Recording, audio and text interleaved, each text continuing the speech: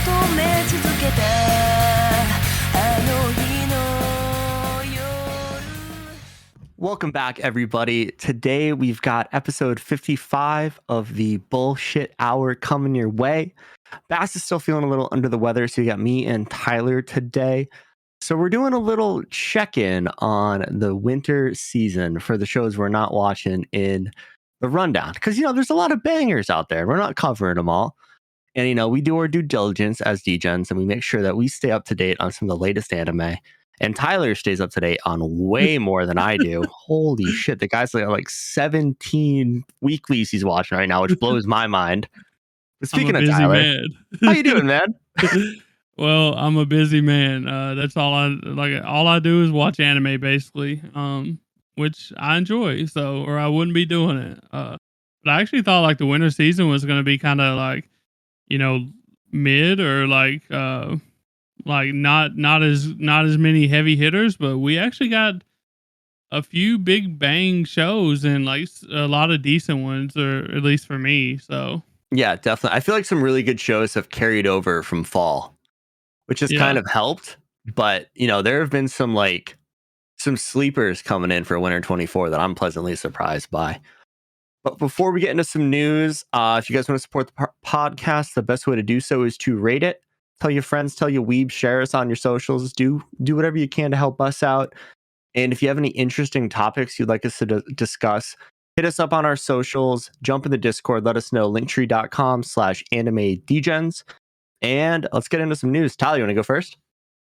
Yeah. So our first bit of news we got is there is a Bocchi movies, and the compilation movies is going to be part 1's coming out in spring 2024, and part 2 is going to be coming out in summer 2024.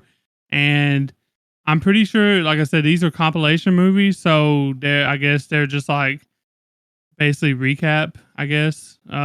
Instead of watching like the 12 episodes or whatever, I guess it's split 6 episodes. So I guess some people will enjoy that. I'm probably gonna watch it if it's in dub, just because it's been probably, I think, like a year and a half since I've seen Bocchi, so might as well. Nice. Yeah, I wonder if they're gonna do anything like, because that's how the Gurren Lagann movies are, right? They're a compilation of the first half and then the second half. But then they changed a lot of stuff. So I'd be curious if Bocchi's just going to compile it up, or if they're going to add like an alternate ending or something like that, do something cool. So it would be really cool if they like added some extra concerts or some shit. Because the couple that they did, the one big one at the Culture Count festival or whatever, was really, really good. That shit was banging. So awesome. And our next piece of news, so I know we're all waiting for the Naruto remake that Studio Pierrot is working on, but they've got some bigger fish to fry, or some bigger French fries to fry. And we're getting a McDonald's anime done by Studio Pierrot. And I have no idea how they're going to do this, but all I know is there was waifus eating chicken nuggets dipped in barbecue sauce. So I'm here for that. Yeah, I don't know if I wanted to be a full-fledged like one cower season, or if I just wanted to be like a OVA or some shit, because I don't know how much I could deal with hearing the ba-da-ba-ba-ba. Dude, imagine if like the main characters like go in Super Saiyan, and instead of screaming, he's just going like ba-da-ba-ba-ba the whole fucking time. I just want to let you know, you got so hot for that, we didn't even hear it. So, oh really? Like the end of it. Oh no, my noise gate's not good enough for me. It didn't like it. I liked it. I enjoyed it. We, the video watchers can see the excitement in your like preparedness of that. I mean, just imagine Goku screaming ba da ba ba ba, and then like having his hair turn into a chicken nugget. Actually, it turned into French fries. Yeah, spiky golden French fries. Well, they even had like the packing the French fries in the damn box, bro. Oh, dude, that fry tool is nifty. Let me tell you. Yeah. As somebody, in my high school days, I was a manager at McDonald's, so this is going to hold a special place in my heart. And I feel like we're going to have to check it out for the podcast. I mean, what's bigger than McDonald's in anime, I mean, we checked out Vending Machine, so I mean, it's that type of show, right? We got to see what have Ronald McDonald looks like, right? Dude, if Ronald's the villain, like I just No. hope we get to run into Grimace, and Grimace is like a bad guy, and he's just like staring into the main character's soul and not saying a word. Like that would be the funniest fucking thing in the world to me. What if Wendy is the antagonist? Oh shit, that would be peak.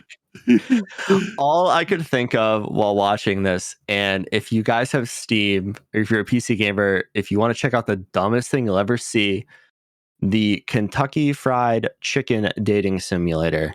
I believe it's called Colonel Sanders Coon, a finger licking good dating simulator. And it is the wildest ride you will ever go on.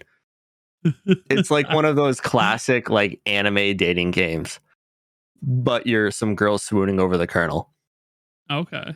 and his secret spices. You know, as much as I hate to say this, but I'm 100% certain that we've talked about this in a past episode. Oh, it was like I used to back when I streamed, it would be a charity goal. And if we hit like a certain amount of money donated to the kiddos, I would play it and I would get very into the characters. It was not one of my best moments. But it was a fun moment. It was great comedy, but for me, I wanted to hang myself the entire time I did it. No. You should play the game. We talked about me playing that shit was hard as hell. So I need to check out the Colonel the KFC one. So, but speaking of that, the next thing we got on our news list is Netflix is actually working on more Pokemon Concierge episodes. We only got 4 out right now. I think they're like 4 episodes of roughly 15 to 20 minutes. They're kind of shorter. And we got Netflix is confirmed they're working on more. And I enjoy this. This was a really fun watch for me. It was just chill. Think of Pokemon on a resort. And just the daily life of being on a resort, working. Like if we did our isekai into another world thing again, I would pick this, honestly, hands down. So there's no adult men in the world, and children are just running rampant with Pokemon. It's just like a nice Mexican resort, like you're in Cancun. There's adults. These are young adults that are working here. You got like the surfer dude, like the chill, bruh, Solid. dude, yeah. And you got the new worker who's like got the hard at work, the work ethic, that wants to just work their ass off, and it's just chill. It's got the beach vibes, you know what I mean? So, but Awesome. I got to get Netflix again so I can check it out. I've just been slacking because I don't want to give him my money. if you're a fan of Pokemon, even though this kind of looks weird, it's animated a little weird, but it's definitely like the dubbed is good. It's Netflix. Netflix dubs are usually pretty decent, and I loved it. It's just chill. Isn't it claymation? It looks something like claymation. I don't. Okay. I'm not sure. I can't answer that 100%, but it definitely looks like claymation. But they actually, like I said, they do a good job with it. You can definitely tell it's like claymation or some shit, but it's actually pretty good. So I mean, like some of my favorite movies from my childhood are claymation. Like you got Wallace and Gromit, you got Chicken Run. Like they're all classics. I wasn't Rudolph. That too. Was Rudolph claymation? Raleigh. Yeah. I think so. It was like, yeah, it's basically that kind of shit. So, but that makes sense then. So, but awesome. For our next piece of news, we got Go Go Loser Ranger is going to be a Disney Plus exclusive, which means in the States we'll probably get it on Hulu. That's usually how the Disney Plus vibes go for us. We hope. It did for Bleach. It did for like all these other shows that were like Heavenly Delusions. Like those are supposed to be Disney Plus exclusives. Well, I'm pretty sure they didn't do it for summertime rendering way back when, but maybe they got so much backlash, right? That could be it. I mean, I think Hulu, Disney Plus, and Watch ESPN are all going to combine into one thing eventually anyways. But hopefully they come up with a better name, because I don't want to go to Disney Plus and watch Family Guy. Like that doesn't make sense to me, they could. Well, I was gonna say just name it like Adult Swim, but I'm pretty sure that's two different companies, right? Yeah, they can Yeah. come up with some cool name for it, but Yeah. that's not on me. I don't work for Disney. Yeah. But I'm really excited for this anime. It looks like everything we love about Power Rangers, but really dark. And like the Power Rangers aren't good people in this. So I'm excited for that. I think it's going to be really fun. And that's going to drop on April 7th. Yep. And I think we'll probably look into it a little bit more for our spring look in or whatever. So it looks like it's gonna be fun. But the next news that we got is Haikyuu earned the movie Battle at the Garbage Dump, I think it is. Yeah. They actually earned 2 billion yen in the first 3 days, or more than 2 billion yen in the first 3 days, which makes it the sixth biggest opening weekend in Japan box office history. That's pretty huge, just for a Haikyuu movie, you know. So I'm pretty excited about that. That means it's probably pretty good, and I can't wait for it to come over here to the States. Yeah. I mean, So, that's like a lot of money. That's 13 million US. And for like, you got to think Japan is like, while there's a lot of people there, it's a smaller market than the US. So that's really impressive. yeah, and for it to be the sixth biggest opening weekend in Japan box office history, I'm sure that's taken into account like, all Big movies, not movies. just Yeah. anime. So Yeah. That's um crazy impressive. That's awesome. I'm I'm really excited to sure watch that. yeah. I'm sure Ghibli's like up there and tops as well. So they're competing with Ghibli shit right now. So Yeah. but Awesome. And then our last piece of news we have is that My Hero Academia season 7 is being weird. They're going to drop their season a month late in the spring anime season. So not sure if we're going to cover that on the rundown anymore. We were planning on it because we did the last season and we all enjoyed it. But that would really throw off the schedule because we'd get it halfway through spring. And if it runs for 24 episodes, like it's going to go halfway through fall. And then we're going to be sitting there with like twiddling our thumbs for, 4 or 5 weeks waiting for it. So I don't know. We'll have to see how we approach that. But big L from My Hero Academia there. Stick to the fucking schedule, boys. yeah, I'm not sure they've had a year to work on this, so I'm not sure why they would be dropping it late unless it's like a short season or something, but I don't think it is. I ain't seen nothing about that. So No, like, yeah, every one of their Yeah. seasons has been roughly 24, 25 episodes. So, like, yeah. stick to the program, boys. Come on. Yeah, so we'll have to figure out what we're doing with that. And yeah, I think that's all the news, I believe. Awesome. So let's get right into our topic of discussion for the evening or episode if you're listening in the morning, because that doesn't make much sense. But so we had another topic on the agenda, but with Bass being sick, we didn't want to do it with two people. You know how it goes.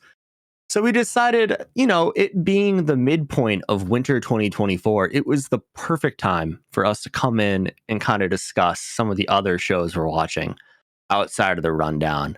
And, depending on time, we might get into some of the other shows we're watching. I'm watching some shows that aren't winter 2024, but they're bangers. And Tyler just got 47 shows to talk about. So I'm going to have to cut him off at some point.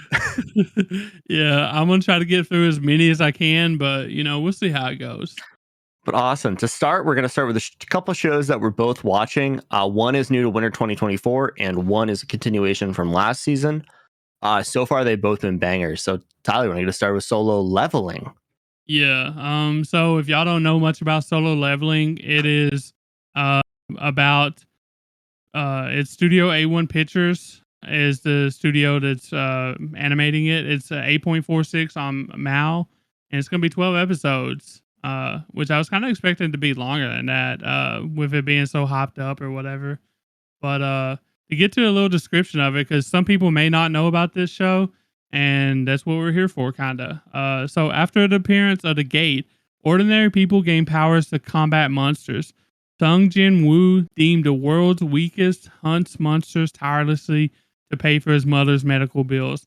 His life takes a turn when a mysterious quest log appears, demanding intense training that can transform him into a formidable hunter.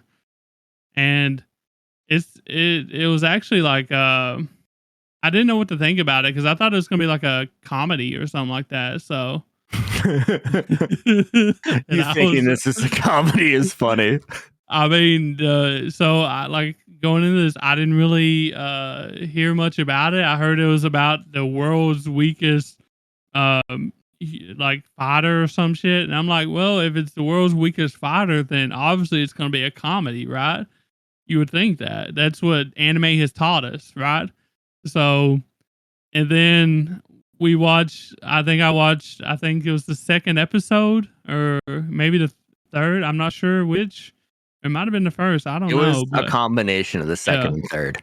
Okay. And I was just like, nope, I don't think this is comedy. Don't think This so. this shit is so dark. Like, I just remember watching the first episode, and I'm like, when I see an anime coming out that's getting really hyped up, I purposely don't do any research because I just want to go into it without like an opinion. Yeah. And I thought this was going to be an isekai based on the fact that I was like, oh, solo leveling, it's a video game. But no, this is a guy in real life. Somehow they get reverse isekai, and there's these gates and monsters come out of them. And all of a sudden, he is in a tomb with the scariest motherfucking smile I have ever seen in anime. Like it, I was like, "What the fuck? This is terrifying!" And people just start dying left and right. Like I was like, "What the fuck is going on, dude?" It's a little bit too early for this shit, huh? Literally, like you're like, "Oh, he's assembling a team. This is fun." Nope, everybody's dead. Yeah. It definitely surprised me, and at that point it probably like it took me by surprise, and then it became one of my favorites of winter 24 at that moment, because I was like, okay, this is going places. I like it. I like this. Definitely, and I really enjoy the way they're adapting like video game leveling to a real person. Yeah. And they literally stole his workout from One Punch Man. Like he does 100 push-ups, 100 sit-ups, 100 squats, and runs 10 kilometers a day. And he's literally turning into Saitama with a sword. Like it's awesome. Daggers. Sorry, daggers. It's got a sword too at some point. Yeah, yeah. I would assume so, but yeah. Uh, but yeah, I guess getting into that, like, do you have like any favorite characters that stand out for you? Oh, it's got to be Sung Jin Woo, dude. I mean, like, I don't know. Everybody else is pretty much just a side character. We haven't really met anybody who's going to be like integral to the story, I guess, besides his sister. But she's Yeah. kind of just there for now. Yeah, I'm curious what, like you said, they haven't really like spent a whole lot of time on anybody else. I think they've shown flashes of the top hero or whatever, Hunters. top hunter. They keep on showing flashes of him, and it kind of makes sense now after what's happened in the recent weeks. But I'm actually like, I'm a big fan of Jinwoo as well, but I'm actually wondering what they're gonna use Julie for. With the girl, you know, that kind of likes him or whatever. Is she just gonna be like a semi romantic interest, or like is she actually gonna start going on raids with him? Like I'm not sure. They spent a lot of time like looking at her in the early episodes, and then it just kind of went away from it. So I'm curious what they're gonna do with her. Yeah, I'd be curious to see if she gets over the trauma that she Yeah, went through during that raid. I mean, like, we're trying not to spoil stuff, but it's hard to yeah, talk about a show without like light spoilers. But dude, she's fucked in the head. I don't know. I don't know if she's coming back. But like, yeah, I mean, I kind of like how they're really only focusing on Sun Jin Woo because like it's called solo leveling for a reason. Like we should be focusing on the guy who is leveling sololy. You know, I can't solely a word. yeah. We can make it a word. So Now it's a word. yeah, but yeah, I understand that. But also there's you gotta like have help too as well, and I think her being a healer. I don't think he needs help, dude. Come on. Well, her being a healer, maybe. So I think maybe her character is gonna be like used in a way where he kind of brings her along, maybe, and helps her get over her trauma that happened together, because she obviously won't have to fight very hard, right? After a while. Not saying right now, but after a while, maybe if he keeps his training routine up, she won't be able to, worry. She won't have to worry about much. So Yeah, you're not wrong. I mean, yeah, he has an ability in his back pocket that heals him back to full health. So like, I don't know if he needs a healer. yeah. Well, I mean, get her confidence up. You know what I mean? You don't have True. to use them in your back You're pocket. you're thinking nice, Yeah. like he's solo leveling. He doesn't need help. Yeah, but so far he's had some kind of help with him, and That's true. he's about to join a group or something, right? So maybe Yeah, possibly. he's gonna get paid a lot of money to Sherpa some guy. Yeah, so what if Julie joins that group too, is what I'm saying. Oh, that would make sense. Yeah. You got that money rolling in, so Get that paper. take advantage of them rich people. Love that. Definitely. Yeah, and one thing too with this show is I think the pacing's been really good. Like they've been doing a really good job of giving us cliffhangers, which I hate, but I understand. And like no episode has just been really dull. Like even when he's in the hospital like recuperating, it's still been a fun episode. Like you got nurses all over him because he goes from being some scrawny guy to some super swole buff dude. You're getting all that attention now, so Yeah. Oh yeah. He's got the ladies all over him. Some nurse gives him his number and he doesn't know what to do. He's like, oh, maybe it's to check up on me. I'm like, nah, bro. I just really don't hope. I really hope that a sister complex doesn't develop, or a brother complex from the sister. Oh, we don't need that. I'm just saying. I really don't. I really hope that it doesn't happen, because it could happen based on, the sister having a prominent role, or more of a prominent role than most people, and the fact that he's getting all this attention from the ladies, and all that stuff. You know how anime goes. I'm afraid of Hey. this anime becoming anime. You know what I mean? Hey, this is I don't know how the Koreans do, but this is Korean written, so maybe there's hope we're not going to get that. Who knows? I mean, anime's anime. You know what I mean? So True. but yeah, I don't have anything to say about the pacing. I think it's been good so far. But I think it wouldn't hurt to even go a little faster sometimes. So just a little bit. Yeah, I mean it's like tough because like the show is just one big training montage with epic battles in between it, so like you can't take away the leveling portion of an anime called solo leveling, Yeah. I could stand to see a little bit more fights. A little Which less cliffhangers. This is just nitpicking at this point, because right now, I'm really enjoying this anime. Yeah, this is definitely one on the list where I can agree with the mouse score. I'm probably not going to give an 8.46, but like this is an easy 8 in my opinion. Yeah, for sure. It's right now, it's like a low 8 for me as well. But it could go up a lot more, but I don't see it going into the 9 range, honestly. Yeah, I mean, I'd have to see how the first season ends. I mean, I haven't read the source material, so I'm not sure, but awesome. I guess you got anything else? I mean, did we touch on the animation? No, but it's actually really good. Crispy. Yeah. I mean, coming from who did this? A1. So A1's a really, consistent studio. So I expected it, but it actually looks really good. The fights have been really good. I really don't have anything to complain about. The blood looks really good. This is a very bloody anime, so if you're into that, like not Chainsaw Man caliber of blood, but like it's pretty gory.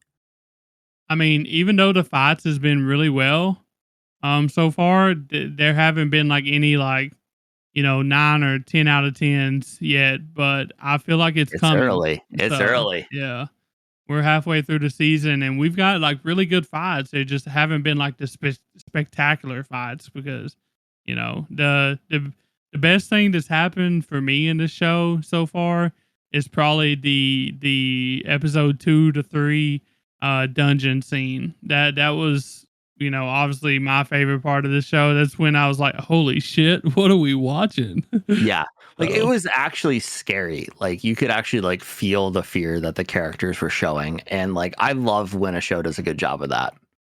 Yeah. And I love when anybody can die. I love when that happens. There's really not plot armor, I guess, for a lot of people, except for I guess the MC or whatever, So Yeah, I wouldn't call that a plot armor. That's just a plot development, you yeah, know? you know what I mean. Uh, Awesome. yeah, Cool. You want to get into our next show? yeah. What is it? So next we got Shangri-La Frontier. And this was the runner-up from our anime battle royale. Weekly rundown battle royale Weekly rundown battle royale. with who? Kriegs and me and you, right? Yeah, and we were trying to pick 2 shows for the rundown, and we ended up on Freerun and Undead Unlock. Undead Unlock, yeah. Which are both bangers in their own right. But Shangri-La Frontier has really surprised me. So right now on Mal, it's got a 7.99. It's going to run for 25 episodes. We're a little over halfway through the second half of the first season, I guess. It's done by Studio C2C, and it's based on a Japanese web novel by Katarina, and it's her first manga. So it's pretty impressive that Shit. she came up with something that's a banger like this, you know? I mean, she actually done a really good job, I think. So Yeah, I mean, like, we all thought this was just going to be a generic video game MMORPG story, but like they've blown my expectations out of the water.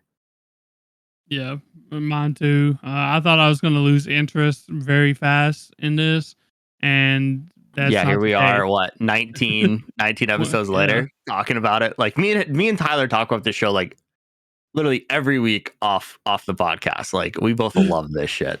Yeah, it's so good. So But to get into it, so a little synopsis. High schooler Rikuru Hizutome enjoys playing poorly made games. This guy is the king of trash, ladies and gentlemen. He's recommended Shangri-La Frontier, a popular MMO VR game, MMORGP VR, MMO. yeah, And that one. when he starts, he sells off everything he has. He sells off all his starting gear, and all homie is wearing is a pair of shorts and a bird mask. And from that point on, I was like, this is my fucking boy. He knows how to play video games. Yeah, And I think his reasoning for wearing a bird mask, if I recall correctly, is because it's so embarrassing that all he had on was shorts. He didn't want nobody to see his face or something like that, right? yep. Yeah. And he just get hooked on this game. Like he's hooked on the challenge, and he faces tough monsters, realizing that mainstream games can actually be difficult without being glitchy. And utilizing his skills from his past gaming experiences, his eccentric playstyle gains a lot of attention in Shangri-La Frontier. So this show, just like, I went into it thinking it was going to be like some bland, normal video game anime. And like we said, it just blew our expectations out of the water. The character development's been really fun. And like the way that Sunraku, who is Hizutome, Sunraku is his avatar. Just the way he handles some of these fights is so fun, man. Yeah, it's definitely one of my favorites to watch weekly. I haven't missed an episode yet. And I gotta say, like I gotta give a shout out to like the OST, like the music in it, man. Like not only does the OPs went hard, especially the first one. I like the first OP better, but like the actual music inside of the show, the episodes or whatever, it goes hard. Like they know they know what to play, they know when to play it, and they know how long and how loud, and like they just do it so perfectly. It's just so well put together. And I definitely didn't expect it. So Oh, definitely. And like even going off the music, like the way they're telling this story it's just been so good for me. Like they're not like sticking on too many things for too long. Like they're progressing at a really good pace. But once we finally got to like a big boss battle, they gave it like its flowers, and it lasted what, 4 episodes? yeah, and yeah, it lasted a while, and with it doing that, like I believe this fight scene this fight that we're talking about, it could be a potential candidate for fight of the year of 2024. That's how good they did this. So Yeah, no, the animation in this fight was crazy. And like they brought so many good video game aspects into it. Like, okay, we're fighting a boss. We have to learn his attack patterns. We have to learn how to counter his moves. We have to find his weak spot. Like, they do such a good job with that in this show. yeah, the all the mechanisms and stuff like that. They do a good job showing him grinding as well, but not overdoing it. They know how to show it, but not show it. I guess you could say. Oh, It's, yeah. yeah. Like, they'll do it for half an episode, but they'll just show how he's grinding. And then I'll be like, oh, by the way, he's level 38 now. You know, it's not like we're watching him sit there and punch trees for 3 episodes.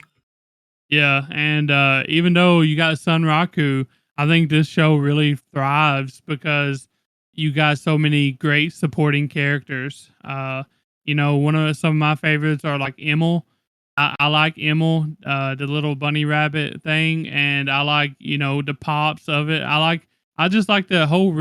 I think it's called Rabitsa or Rabbitsa or Rabbit something like that. Yeah. Yeah, it's called something like that. The little rabbit village, the unique thing or whatever. Location. Yeah. Yeah. That whole scenario, the unique scenario, is like one of my favorite places. I really enjoyed that they brought that in. I really enjoy Emil. As y'all know, I think she was my best animal pet. Emma won a DG. Yeah, yeah. So like we're not talking her up here. She won one of the most prestigious awards in anime, guys. And like you've all heard the DGs, they're a huge deal. Like we're right up there with the Crunchyroll Awards, you know? Some might say we're better than the Crunchyroll Awards. And we know it. But yeah, definitely. Do you have any like characters that you liked other than like Emil and Sunraku, which are goats? Yeah, I really liked Arthur Pencilgon. And like at first I was like, wow, she's a bitch. Yeah. She just shows up and tries to kill Sunraku. She's like, oh, I know you. Now die. Yeah, that's a gamer in her though, that's the gamer, and she knows that Sunraku is a very skilled person, so she wants to just test her luck, see how he stacked up over here. Yeah, except he's 75 levels lower than her and hanging. So that's freaking impressive, man. Yeah, I really like her. Like, I've just really enjoyed her character progression. I mean, when we're introduced to her, she's a PKer, she kills players, and you just see a lot of like development from her, which I've really enjoyed. And like one of the funny things of this show too is like we're getting introduced to characters that Sunraku actually knows from previous games. So like Pencilgon, Sunraku, and then the third, like I guess main character, Oikatsu, like they all know each other from some other trash game where Oikatsu and Sunraku basically stormed Pencilgon's castle and like defeated her in this game. So like there's a little bit of bad blood there, but they get past it, and it's really fun to see her character development. I also like how they do the whole, he plays the trash games too. Not only does he play Shangri-La Frontier, he also goes and meets up in these trash games and plays them sometimes as well. And I also love how they show that the community for trash games are pretty like close knit, and they know everybody because it's so like, I guess, unique, you know what I mean? So I love how they show that. Oh yeah, definitely. It's like when they go back and he's like, I'm gonna go do some training in a different game so like I can stay up to date on my mechanics. And he goes and fights this random person that he meets in this other MMO. And like she's like throwing like the Gomu no Gatling at him, like just throwing stretchy arms and shit, and it's awesome. Yeah. And I think we forget about it, but remember back when it first started, you had the princess or whatever. Oh Remember? God, fuck her. I just want to go back and watch a clip of her. I forget what she says, but that shit was so funny, especially at the end. He's like, "It's my time to shine. I can finally beat her ass." Just drop kicks her in the face while wearing shorts and a luchador mask. Like, yeah. And did you notice in the last episode they had a callback to that game? Really? Oh no, I Yeah, didn't. somebody was like, I should go play a different game, and he's like, I recommend this game, and it's the one with like the Oh, fairy princess. okay, okay. Yeah, I didn't like remember the name of the game or whatever. So, Yeah, but I think it was there when we actually seen him kick the princess in the face, which is like a couple episodes into it's the the first first hour. episode. Oh, the first episode, Yeah, and we spent a lot. that's when you know the animation was gonna go hard as hell. Oh yeah, we spent a lot of time talking about Yeah. that during the weekly rundown battle royale. Like, it was the funniest moment. Like, it was so clean. Yeah, and they consistently just kept on animating this shit cleanly. The colors are like very nice. You know, it looks like it's probably hand drawn for the most part. The animation is what it looks like, and the colors just are really nice, especially like Sunraku's bird head. I really love that light blue color. So, Yeah, but and I mean, speaking of the animation, like the backgrounds in this are gorgeous. Like they look straight out of a Final Fantasy game. You know, like they did a really good job of the environments. The character designs are all really fun, and like, yeah, it's just awesome. I don't even know what else to say. You know? yeah, I think I would definitely, of course, we would. I'm sure both of us would probably definitely recommend this. I think this is honestly a must watch because it just has great action. You know, if you like the video game style of anime, it's definitely you gotta check it out. I thought we was gonna get bored. I thought I was gonna get bored of this, and here I am. I think almost 20 episodes in, and I'm still like waiting every week to watch this. And it's got some funny moments in it too. It ain't all just like fighting and action. They know it's pretty mixed. It's pretty well balanced, I think. So Yeah, definitely. I mean, like, I'm not gonna lie to you. Like the last like 4 weeks, I have been more excited to watch this than any show on the rundown. Because like we were just hitting such a pivotal arc and like like the culmination of everything we've been doing for like this whole second part of the season. yeah. And like I was like waking up Saturday morning, like, all right, time to watch Shangri-La Frontier. Like I don't care about Undead. I don't care about Free Run. Like we're watching this first. Yeah. And it's like I'm not gonna get into spoilers here, but this last fight that happened, which people who are caught up and Dan knows what I'm talking about. Um I love how they not only is this a great fight, but it also has world building and great story involved into this fight, and especially like in the later bits of the fight where they no one have ever gone before, and it was kind of unexplored territory. And I really love how they show that and show how the Shangri-La Frontier game is so advanced. I guess you can say. I love that. Oh yeah, there's some serious AI going on in this video game because like the conversations you have with NPCs, like they recognize you and they recognize like what you've done with them and stuff like that, which is I really hope gaming can get to that point for us because that would be so awesome. I mean, it's as easy as integrating Chat GPT, but I'm not going to tell people how to do their job. Yeah, it makes me very jealous that I can't play a game like this. And I'm pretty sure I brought this up in another episode too. What the Christmas wish You list? you stole this Yeah, one out of my yeah. mouth. Like I was like, I want full dive gaming. And I was like, fuck. I literally wrote like this whole like 2 paragraph thing at like bullet points of what I wanted and why. And then I go up and I'm like, oh fuck, Tyler picked that. I beat you to it because at the time we was watching Shangri-La Frontier, and like it's just gorgeous. It's just great. It's just what you want a game to be, you know. So Definitely. Like if we got an MMO like that was full dive, I would easily take a week off of work just to lie in my bed and play that game. yeah, I think for me, since we're wrapping this up, I believe I think this is like around a low 8 right now for me, or like a mid 8. And I think that it could probably go into a high 8. I don't think it's going to go down. Honestly, we're too late into it. I loved it so much, unless something huge happens that I just absolutely hate, which I don't think is going to happen. So Yeah, I don't think we're gonna get a My Home Hero out of this show. Yeah. Like the writing's just been too good. And yeah, I'm with you on that. Like I'd give it a low 8, 8.0, I don't know, somewhere around there. Yeah, it's definitely solid. Definitely, I think we both say it's probably a must watch if you like those type of games. Obviously, it's not for everyone, but it's for most people, I think. Yeah. And I mean, you don't even have to like video game anime. Like if you like fantasy anime, you'll probably enjoy this because like I'd say 90% of the show so far has taken place in the video game. So like, Yeah.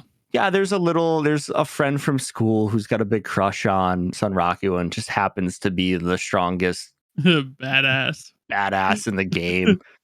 She's some nervous little girl who can't talk to Sunraku. So like there's some really good humor with it. Yeah. And Vash is my fucking boy. Next show. Yeah. So I guess that wraps it up for our 2 shows that we've both watched. And now we're just gonna get into some of our, I guess, favorites of the winter season so far. Before we move on to like the not so favorites, I guess, right? Is that what we're doing kinda? I'm gonna go in a little different order, but that's because I Yeah. want to save the best for last for me. Okay. Well, I'm kind of saving some of the best for last, but I'm gonna start it off with "Dangers in My Heart" season 2. It is 8.81 on Mal, 13 episodes by Shin A Animation. This is basically like your high dive rom com slice of life thing. And for y'all that don't know, this is season 2, obviously. And for y'all that don't know, I've talked about it a couple of times on the podcast. It's about the boy that fantasizes about killing or whatever his crush or whatever, you know. Oh, this was the show that made us think you were a serial killer. Yes. Okay, cool. Now I know what we're talking about. But like I said, that whole thing, like it's like a phase, you know what I mean? It's like a facade, you know, that he puts on to make people kind of leave him alone because he's like the loner weirdo kid, you know. So I get it, and you know, this show has had like a lot of character growth because that Ichikawa is no more. And before I get too deep into it, I'm gonna read y'all a synopsis. This is about Ichikawa, a middle school boy who has a huge crush on a beautiful girl named Yamada. This season basically just keeps building their relationship while showing huge character growth for both MCs from the first season. And one of the reasons why I like this so much is the character growth. You got Yamada, which is the girl. She's like a model, and she's very pretty or whatever. And she honestly carried like the first season, but I think now they're equally carrying the second season. Because Ichikawa has grown like so much. He's went from hiding behind his serial killer facade, like I said, to actually being a kind and caring boy who's becoming like capable of being Yamada's boyfriend, and not just your average middle school weirdo. Because you know you knew that middle school weirdo back in the day, you know. But basically, this has been my favorite romance show of this season, and probably honestly, if I had to say, the last year. This is so good. Yeah, this second season is so good. And I think the only ones that come close to it is probably Insomniacs After School. That's how good this is for me. Okay, I was gonna be like, you like this more than Insomniacs because that was like your bag. You know? I do like it more than Insomniacs, but Insomniacs is the only one that's close to it. Okay, So that's how much I enjoy this. Like I said, it's definitely a slower romance with a bumpy start in season 1, as I've mentioned several times. But like I said, this season is so much better than season 1. I think I had season 1 at like a high 7 after it ended. And I think this one right now is a high 8 for me and potentially a 9, depending on how this goes. It is definitely a slow burn romance because the 2 main characters obviously aren't together yet. They're building their relationship, you know, so far. But I'm thinking maybe they probably will be together by the end of this season, is the way it's looking, hopefully, maybe. But nice. if not, it's not a big deal for me. So I'm patient. So Gotcha. I have definitely not checked this out, so I have not much input here. But the fact that like you're putting it up there with Insomniacs After School, which is something that I actually enjoyed. That was a good anime, a good romance, because it wasn't like really annoying high schoolers. It was just a bunch of kids who couldn't sleep, which I Yeah. vibe with. I'm an insomniac. Like, I vibe with that heavy. I'm like, oh, I feel your pain, dude. But Yeah. And I feel like I'm pretty confident that you would not like this because I it does guarantee it. have The guy all is the them tropes, like the school tropes that you don't like. So yeah. yeah. Different But strokes for different folks. yeah. But I mean, I just want to say a few more things before I move on, or give the floor to Dan, because, like I said, this is my favorite Winter 24 show right now. This is my favorite probably romance of the last year. If you've watched this show, if you've been watching season 2 so far, like the best scenes so far for me is like when they do the karaoke scene in the last few episodes that's aired, and how they integrated that with the intro. That was very special. Like they had Ichikawa singing karaoke, and then it was actually the intro song, the beginning of the intro song, and then it just faded right into the intro song, the OP. It was really Oh, that's neat. clean. Yeah. It was really neat because you had like the middle school, like his voice is cracking, he's hitting puberty, and he's trying to sing karaoke in front of a bunch of people, and so he's nervous as hell, and then it just goes right into it. And OP for Dangerous in My Heart season 2 is just so good. It's one of my favorites of this season. So, and also the speech scene. I want to shout out the speech scene because Ishikawa has grown so much to be able to do what he did in that episode. That's my favorite episode yet. And there's a reason why he's been best boy for several weeks in a row now. Actually not even Ishikawa. Yamada's been best girl. They've been best couple. And it's been best anime for like ever since Winter opened, I'm pretty sure. So it's like a Dangerous in My Heart sweep right now for number 1 on anime, the trending pose or whatever. So, really great time. So Awesome. for me, but well, my first show, I'm not going to hold in that high of a regard. I had a lot of shows I wanted to watch this season, and this was one I was really excited for because it was Studio Bones' 25th anniversary anime, and like Studio Bones drops bangers, like Soul Eater, so much stuff, like like absolute heat. And the show I'm talking about is Metallic Rouge. And well, it has been a letdown for me. Right now, it's got a Mal rating of 6.86. It's a little high, in my opinion. I'm leaning more towards like a mid 5. And it's going to run for 12 episodes, ... maybe. They said they might not even have enough material to handle 12 episodes. So, like, I'm 6 or 7 in, and the plot is just a fucking train wreck. Yeah, It is so all over the place. I heard this started out strong, but it's been flailing like in the Heavily. last half, right? So that's all I've heard about it. Obviously, I thought about checking it out, and then I kind of seen that it was potentially like a mecha type thing, maybe, right? I wouldn't call it mecha, more like magic robotic armor that like Yeah. goes around somebody. Like they're not getting in giant robots. It's close enough for me. I don't know. It's definitely not a mecha. But I thought about checking it out, and then I waited a while, and then everyone started saying it was flopping, and I was like, oh, good thing I didn't waste my time on this. So Yeah, I mean, like one of the things I really don't like about it, I have a few things I really don't like about it. Like they keep introducing all these side characters, and I should probably give a quick synopsis before I go into this because it explains all the characters. So in a world where humans coexist with androids called Neons, a group known as the Immortal Nine rises up against society, tasked with disposing of the revolters.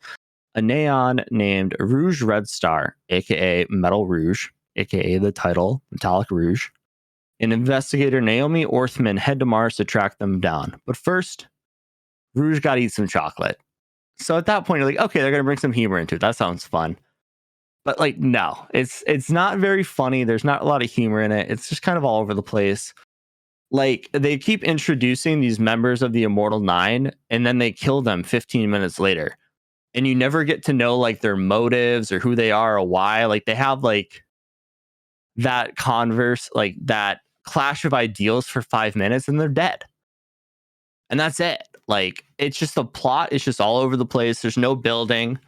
Like, if they took their time with this and like fleshed out the world, it has a lot of potential, but it just seems so rushed.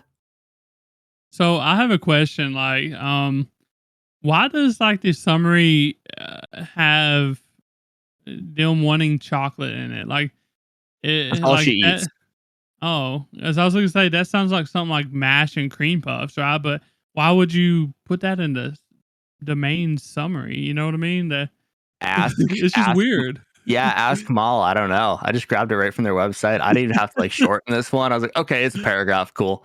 But yeah, like, it's just bizarre, man. And like, as somebody who works in the field of robotics, I can't vibe with how like the neons are portrayed. Like, if you're gonna make robots to serve your every whim, to do chores, why the fuck are you giving them emotions? Just make them lifeless robots.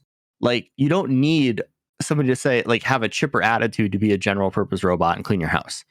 So I don't understand that. They bring a lot of like Asimov's Three Laws of Robotics, like from the olden sci-fi days. Robots can't hurt people, robots must listen to people, and robots must protect themselves unless it like affects rules 1 and 2. So they're bringing all that into it. And it's just like a mishmash of sci-fi garbage, which sucks. Okay. Because the premise of this could have been really cool. And like, I mean, the fights are cool. They're quick. There's no depth to them. You just don't care about them, I guess. Well, you don't Right. know who the opponent is. Like, you don't. Oh. They introduce them for 5 minutes and they have this cool fight and then it's over. They're dead. I'm like, there's no world building at all. And I'm like, why do I keep? Sounds like no build up too. Yeah, no, it's like one episode, like, Yeah. and that's it. And like, I don't know. I really do appreciate world building. And like, I feel like if they took like 3 episodes to build out each of these fights and like actually dive into the plot and like have some character growth and all that. I mean, like, Rouge is starting to like gain free will and understand who she is and like make her own decisions, but she's still super robotic. Like, all she wants to do is kick ass and eat chocolate, which I fuck with, but like, at least make everything else good, you know? That's funny. The chocolate thing throws me off so much. So Yeah. I mean, it's not like a major plot point. Like you just see her eating a bar of chocolate. yeah. Or if she does a good job, Naomi will give her a bar of chocolate. This is so weird. I mean, whatever floats their boat, I guess. So. And the other thing that sucks is like the animation's really good. Like the sets and everything like that they're in are really pretty. It's very sci-fi-y. It's very like, I don't want to say like cyberpunk-esque, but like you kind of get that vibe.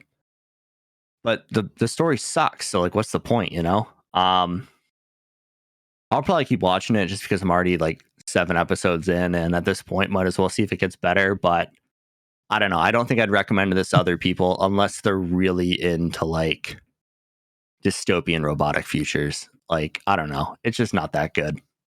And I'm giving it a 5.2. That's what I wrote down. Well, that's pretty low. That's Mid like dropping as- range for me. So That's just mid as fuck, dude. yeah. Well, is that all you got for mid Mid metallic rouge? Yeah. Yeah. I guess I'll get into my second one. It's much better than that, at least to me. It's got an 8.3 on Mal, so you know something about it's probably good. It's called Sign of Affection, and I think I talked about this in our anticipated winter shows. I'm pretty sure. 12 episodes, Aja Do, and it's adult romance. So it got an adult cast. It's a romance. This is a shoujo, and basically before I get into it, Yuki is a deaf college student who has lived in her same place her whole life, and rarely interacts with others except for her best friend Rin. During her train ride one day, she meets the multilingual Itsomi, a mutual friend of Rin. Unlike most, Itsumi is unwavering when he learns of Yuki's impairment. This, along with his experiences abroad, fascinates her. After they part from the train, her crush on him starts to grow. A new world begins to open for both Yuki and Itsumi as they learn about each other's different lives. And the reason why I like this show so much is, for one, they are adult casts. So you move away from all that high school, like the school tropes, and you just get like the generic romance tropes. And plus, this is a shoujo, which means it's usually the characters are usually written better in shoujos, unlike if they do like shonens with the rom com shonens. You know what I mean? So this is meant for like 15-year-old girls instead of 13-year-old boys. pretty much, this is meant, yeah. I just love saying that to you as you're a 30-year-old man just eating this shit up. Yeah, it's definitely something like that. But honestly, like I think you would maybe like this. I'm not sure. It might be a little too fluffy and cute for like you, but it is like the adult romance cast. So it's very wholesome. That's why I like it. Adult cast. Big plus for some people that don't want to wait for a whole season for them to become a couple is that they actually hook up and become a couple like halfway through the season. So that's a big plus. Do you get to see him hook up? Well, I mean, not in that sense, but you get to see some aspects of it. You know what I mean? A little something. Yeah. They actually become a couple. It's not like a waiting game. Will they? Won't they? Top deal. Fuck that shit. Yeah. I mean, I enjoy it. So I know you do. when you get to like those type of situations, you have like the great character building and relationship building as well, and that's why I love them so much. But this show actually has a couple great antagonists, and one of them's like Emma. She's like the one who wants Itsomi because he's like hot. He's like Gojo, like he's white haired, pretty eyes, Gojo, basically. Just a shoujo Gojo, right? But you got her. She's trying to like make Itsomi hers while Yuki is trying to do her thing with him.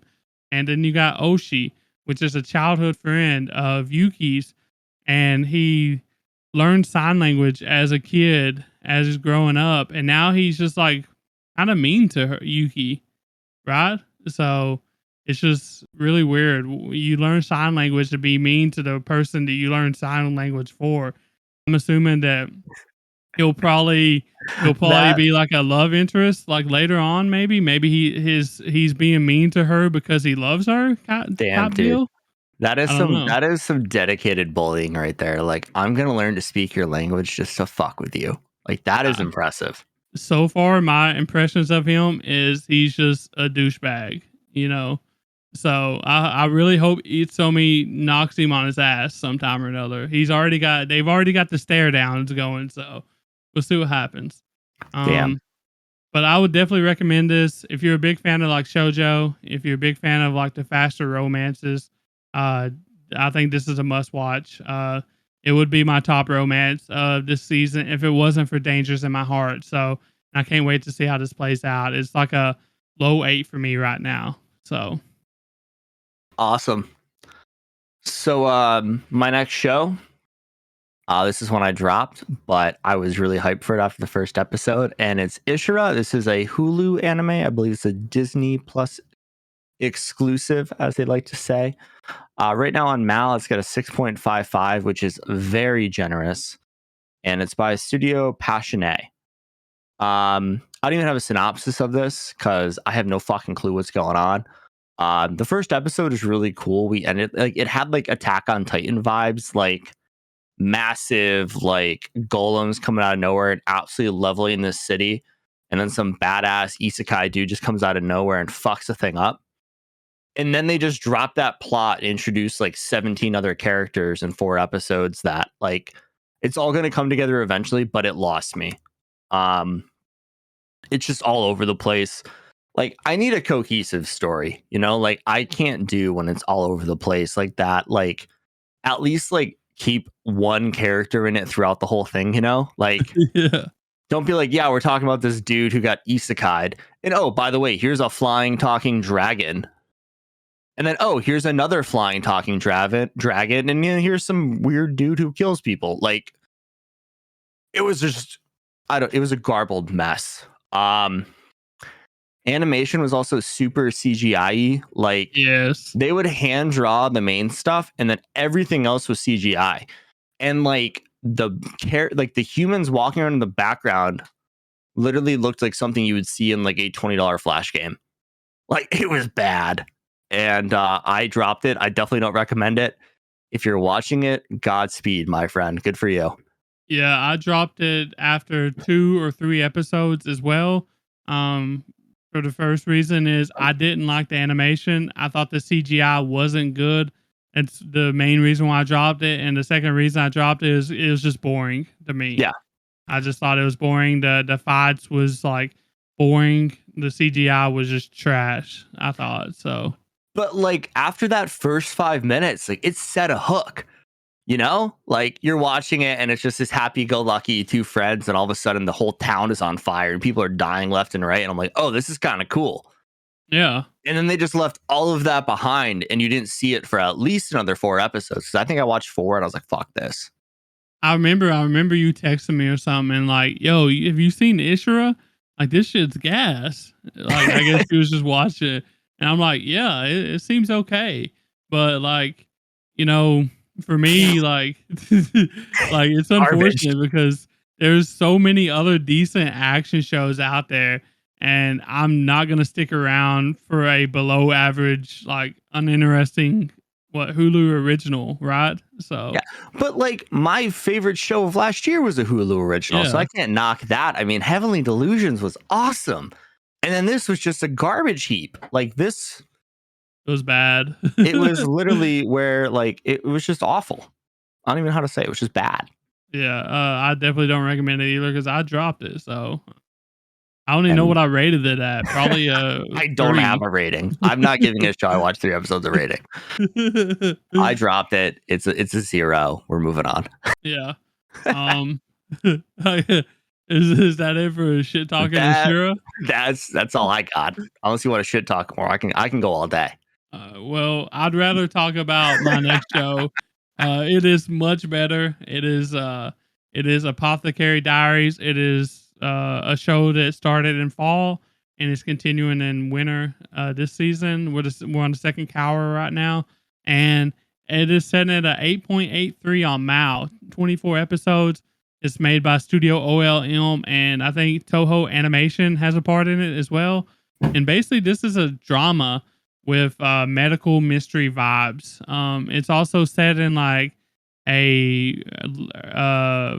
Feudal older Japan. time frame. It's like the emperor's court. Yeah, like feudal Japan. Yeah, I guess something like that. It's basically happening in like the courts, the like inner outer courts, and like a smaller village or whatever, outlying village or something like that, where Mao Mao is from, I guess. But for those that ain't seen it, a summary goes like Mao Mao, an apothecary's daughter, has been plucked from her peaceful life, meaning she was kidnapped as she was doing her job, and sold to the lowest echelons of the imperial court. Now merely a maid, Mao Mao settles into her new mundane life and hides her extensive knowledge of medicine in order to avoid any unwanted attention. So she goes into this court, like the emperor's palace, and she's just trying to be a servant, serve her time. They got like a contract or whatever, and then she's allowed to go back home, whatever. And she tries to stay out of sight, out of mind, but it doesn't work because she's a very curious girl.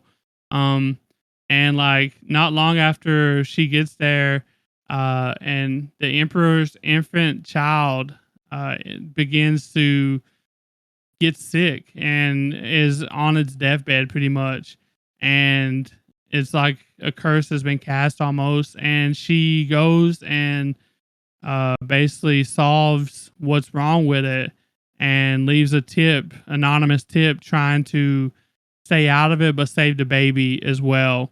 And it didn't work out because the eunuch Jinshi that I talked about before, and I don't know, I talked about Apothecary Diaries sometime or another, and Jinshi the eunuch, like the main one, the head dude, actually figures out that it's her and promotes her to be a lady in waiting for the emperor's favorite concubine.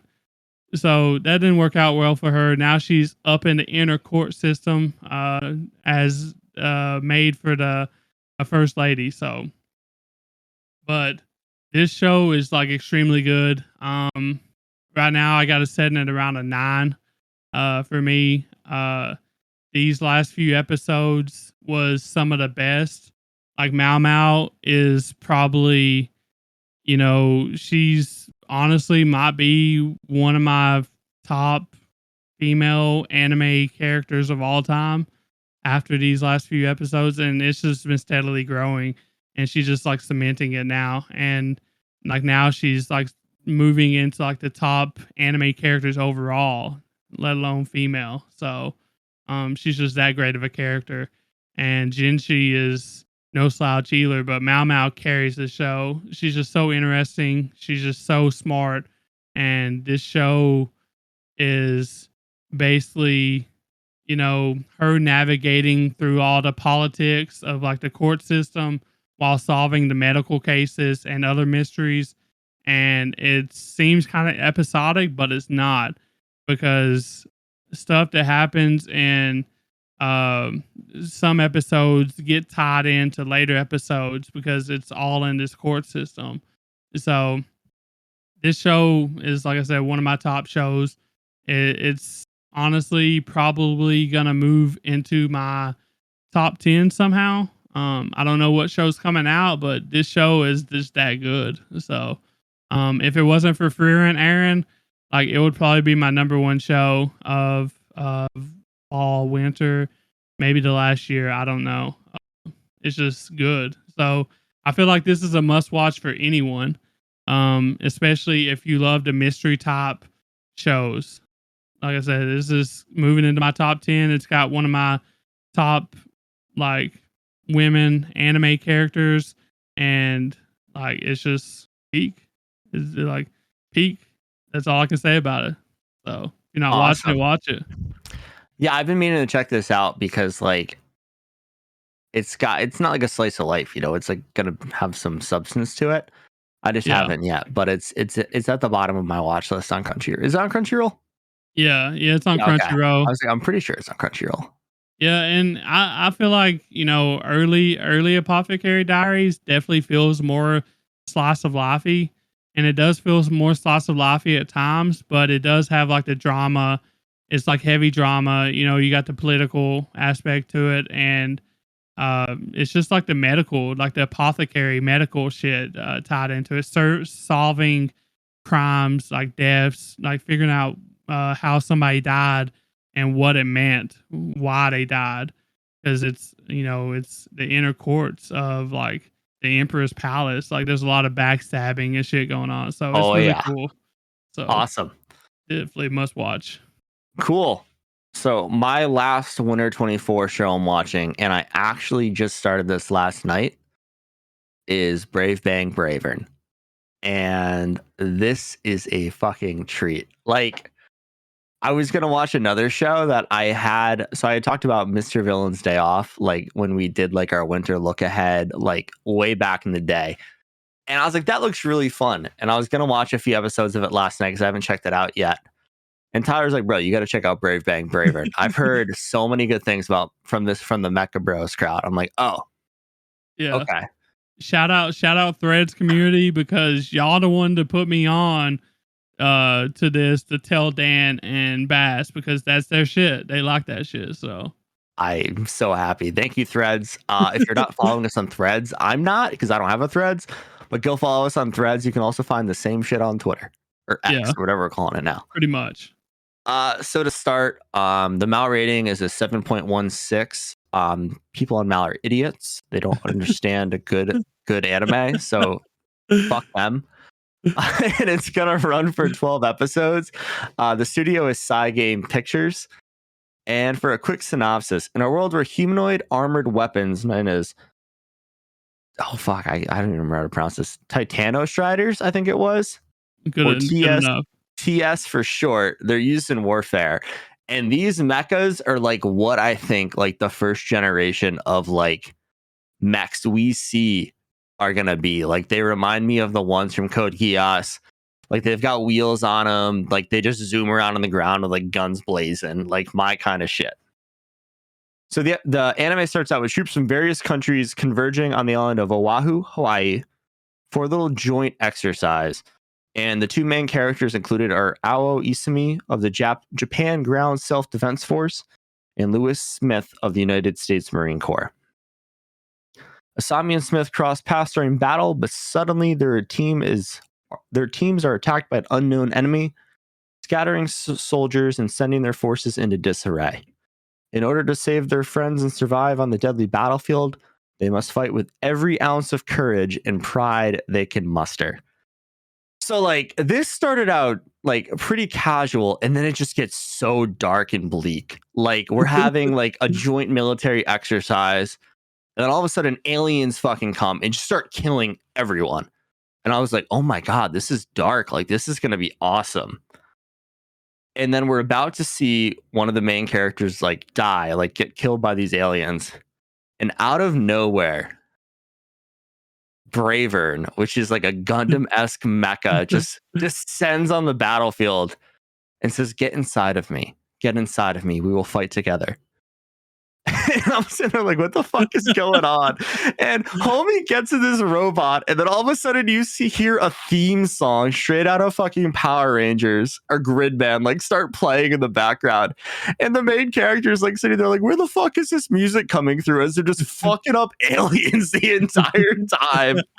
And I was just sitting there like, oh my God, somebody wrote this for me. Like they wrote this for me. This is everything I love. Like we're getting like a serious like arc. And then we just have like the like fucking what's the word I'm looking for? Is it I have it. I wrote it down. I can't even think.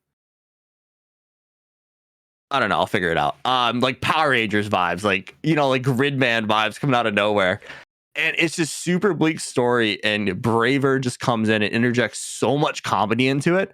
Like I did not expect it all. I was like, what the fuck am I watching? But I'm here for it. Like. I was getting like Gundam meets Gurren Lagann vibes for the mecha world. You guys know what I'm talking about. Yeah, Dan was hopping this up so much when we was like, I guess preparing to get our stuff together before this episode. I was like, this kind of sounds like something that I could potentially enjoy, even though I don't like mecha anime. So, oh, dude, it's fucking hilarious. Like. When Bravern turns, he can transform, of course, because that's what we fucking do. So we got Transformers in there. And when he transforms, his logo just flashes behind him. Like he's actually just making his logo appear in the air. And I'm like, this is so fucking stupid. Because it's not like we're seeing it, everybody's seeing it. Like everybody in the show is like, where'd that logo come from? What is that? I was halfway expecting you to say he transformed into Truck Coon. Nah, he's like a futuristic jet fighter. I don't know. Okay, makes sense. Definitely sounds like a really hype show. Dan said he stayed up like really late last night watching this. So. Oh yeah, I was like, oh, I'm gonna start it. It's like I don't know, 11. I'm like, I'll watch a few episodes, and I looked down like episode 6. I'm like, oh shit, it's 1:30. I gotta go to bed. I gotta wake up in 5 hours to go to work. You literally almost caught up to it in like one night. So yeah, I'm 100% gonna finish it tonight when we get off. Yeah, but I think that's a recommend. Probably, I would say. Oh, 100% Mecha Bros. Check it out. It is peak.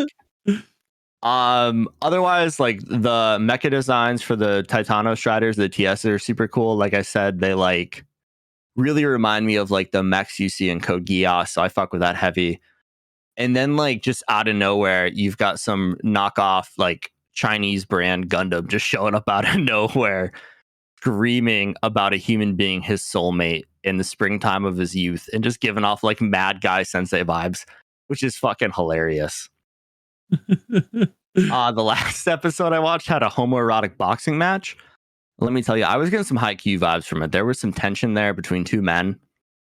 It was reminding me of Haikyuu. So now Brave, what is even the name of this shit? Brave Bang Bravern. Brave Bang Bravern is now a yaoi anime, right?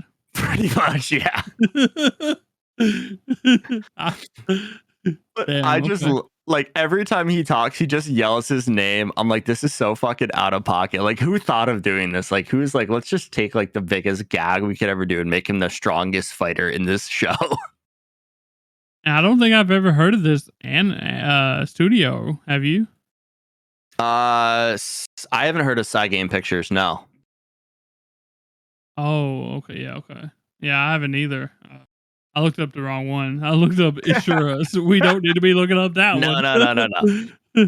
But like, yeah, I mean, the animation isn't anything to write home about. Like, it's not UFO Table or Mappa, but it's good. You know, it's good enough, and the fight scenes are really fun. I mean, you have a human and a robot yelling their finishing moves at the same time, and like mid scream, he's like, "No, we're doing this finishing move," and he changes it up on him as he's screaming it. It's so stupid. It's awesome. Big fan. I 1000% recommend this if you like mechas. It's an absolute treat. And fuck Mal and their trash ratings. Mech Bros, we're still fucking back. It turns out the studio Game Pictures actually does a couple of decent shows. One of them is Uma Musume, which is where girls are like they're horses, but they're girls, and they do a derby. Yeah. Isn't it just a bunch of like moe girls running around as horses? It's basically a bunch of cute girls with like horse I guess attributes. What in the racing derbies? What I in actually the My want to check Little this Pony out. fuck is that, dude? I've heard it's so good. I want to check it out. So didn't somebody do a whole episode? Was it What Do You? Not yet. They haven't done it yet. But okay, I knew somebody said they were doing one. I know somebody said they were doing one. I was like, oh my god, good for you. I don't know if it could have been somebody. It's one of the podcasts that we interact with or whatever. But I know, like I said, what do you say, Anime? They've been trying to do it on their watch club, but unfortunately, it gets beat out in the community votes. It's up again right now, so we'll see what happens.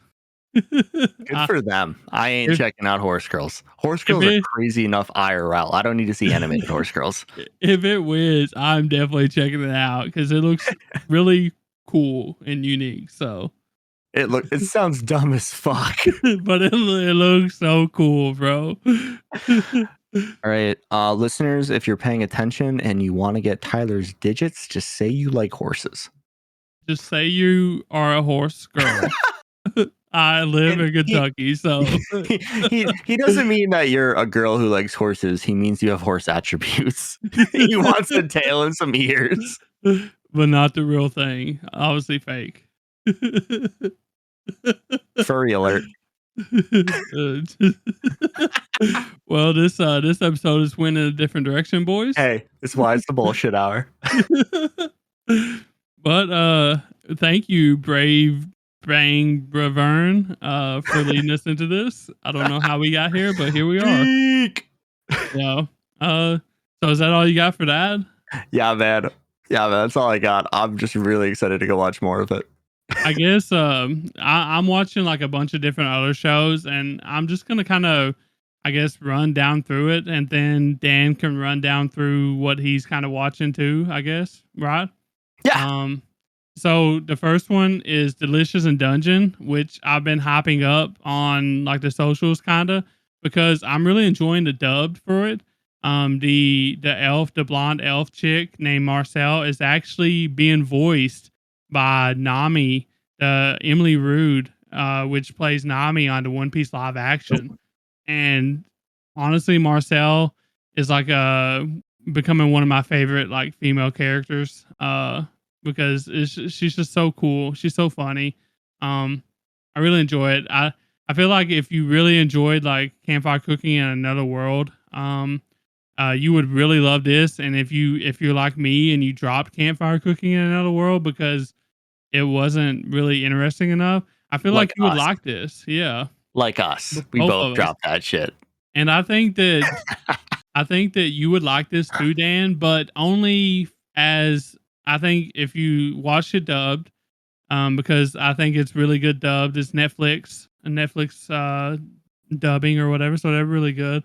But it's like your chill anime. Like you put it on like when you're bored and you ain't really got nothing else to watch. That's what you watch. And it's got like action in it. It's got like humor and it's got like the character interactions which make it good. Which is some of the things I didn't like about Campfire Cooking in Another World because we didn't see him fight anything. It was just cooking the whole time. Which is this is what this is too, but it's got everything else mixed with it. So Hey, I'm gonna feed my wolf. Do you want some food? yeah, I mean, the food looked really good in Campfire Cooking in Another World, but that's about it. That's about all it had going for it. So I mean, I in can't my believe opinion, Mappa yeah, wasted a fucking season slot animating that shit, dude. Tragic. yeah. But I really like that one. I recommend people to check it out.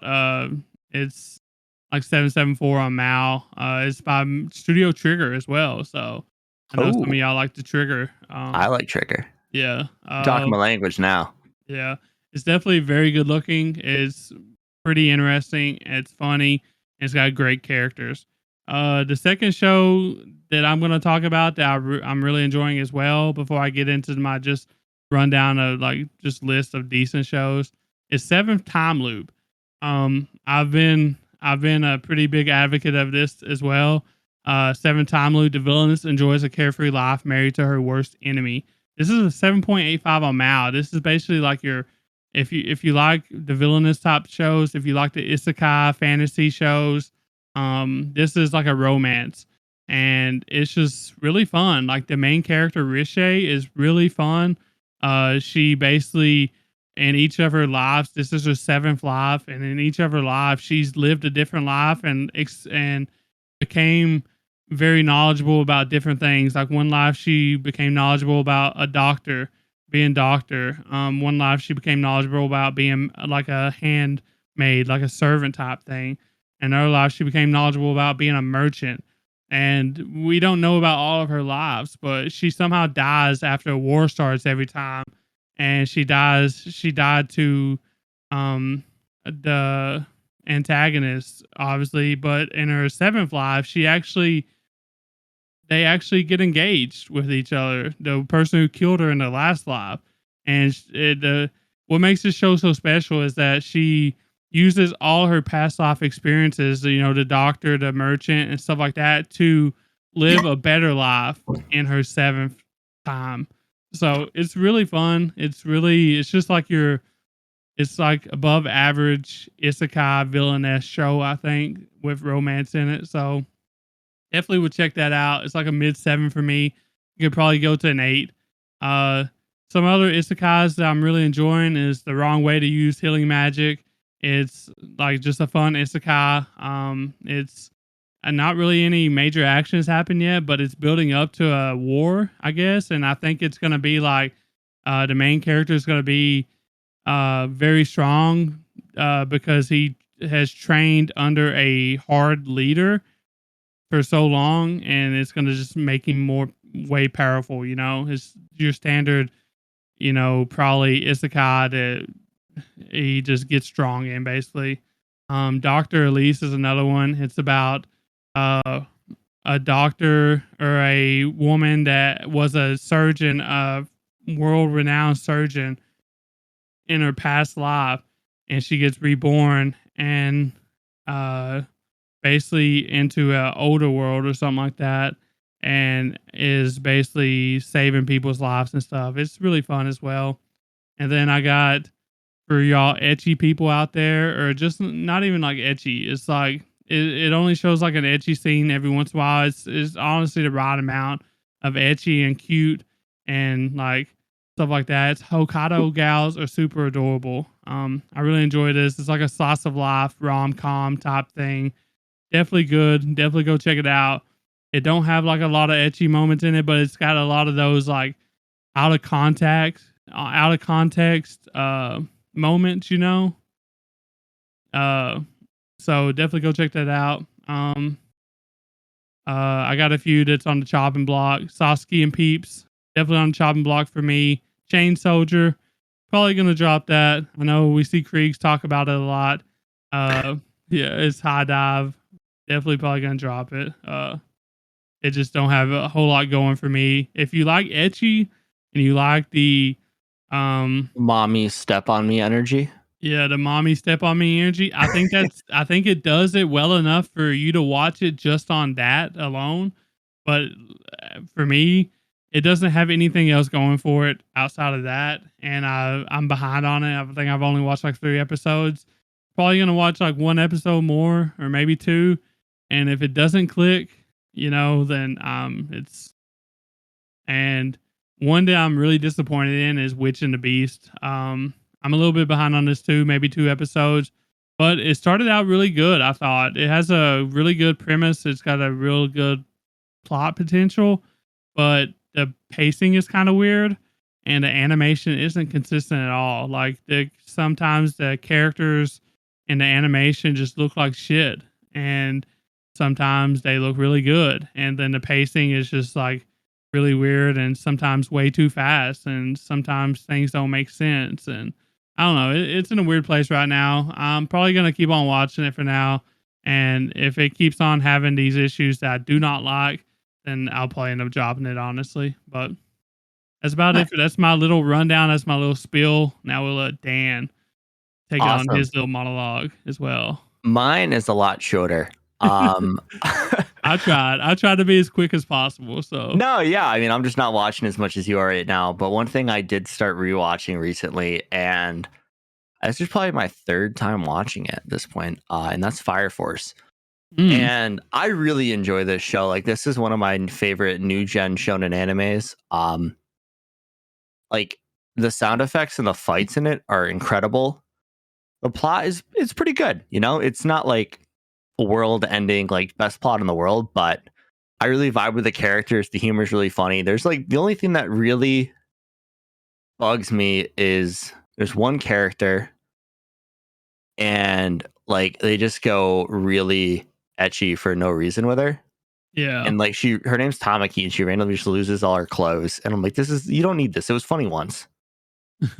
But like there's a whole episode related to her defeating some badass like member of the evil organization, the White Cloud, by just being scandalous, and he can't handle it. I was gonna say, but they do need that, Dan. You just mistaken. I mean, if it was my girl Hibana or Maki, I'm in. But like Tamaki, nah. Okay. Nah. Give me the real action.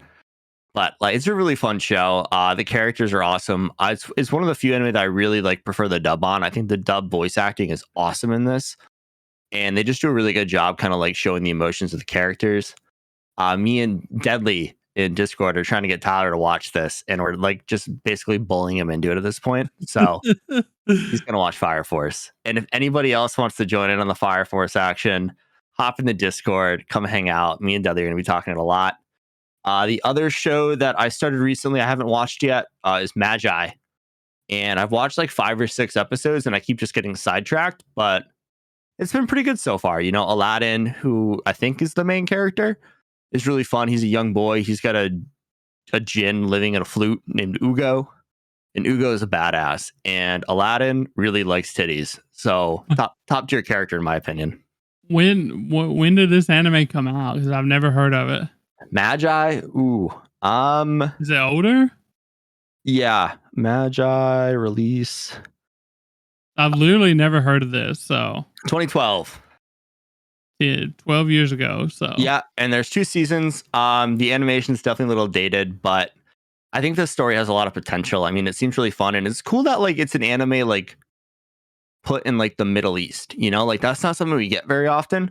I know in JoJo's they go to Egypt, but like this is just set in like that world. Like we're talking genies. We're talking like I mean, Aladdin is the main character. Like his buddy is Sinbad. Like it's just kind of set in that. What's the word we're looking for? Desert, pyramid like vibes, basically. Yeah, I'm trying to. It's not the word. I want to say genre, but it's not genre. Like Theme. I don't know. Theme. There you go. Yeah. There you go. Big words. And like I said, I haven't got to watch a lot of it yet. I think I'm gonna download a bunch of it. I'm actually flying out to Colorado tomorrow, so I've got 8-9 hours in a plane over the next weekend. So I'll probably watch a bunch of it this week and then see how it goes. I mean, I gotta download something on my phone, right? Yeah, might as well be anime, right?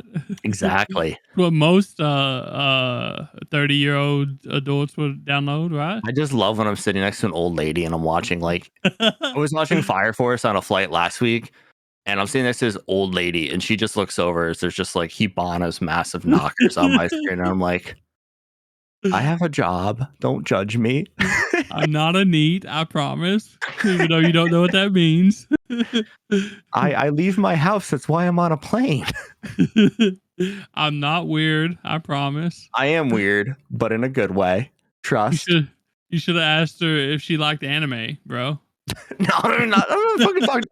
Dude, I've got my noise canceling headphones on. I'm not talking to anybody except the person handing me a freaking soda and some crackers. Just be like, yo, you wanna listen? God, no. It's funny. I enjoy that. So. Oh yeah. But awesome, guys. Hope you enjoyed our kind of winter 2024 check-in mid-season recap, I guess. Next week, these guys will be back with the rundown on Tuesday. I won't be on because I will be flying back from Colorado. So make sure to listen to that. Hopefully Bass is better. Or that could get awkward. Yeah, I'm sure Bass will be good to go. He's usually pretty strong, resilient. Yeah, heals up pretty fast, so. And hopefully the rundown shows to pick it up a little bit. I see a lot of potential coming, so I'm excited for you guys to be able to talk about it. I'm kind of sad I'm not going to get to join. And then the Bravern one. Yeah, I mean that Mashal is going to be a banger, so we got some heat coming. And then next week on the Degen, we're actually going to do our spring look ahead. We're going to be taking a look at some of the shows coming along next week. Excited for that, except for the tragic news about My Hero Academia being a weirdo. And we appreciate you guys listening, and we'll catch you next week. Peace. Later.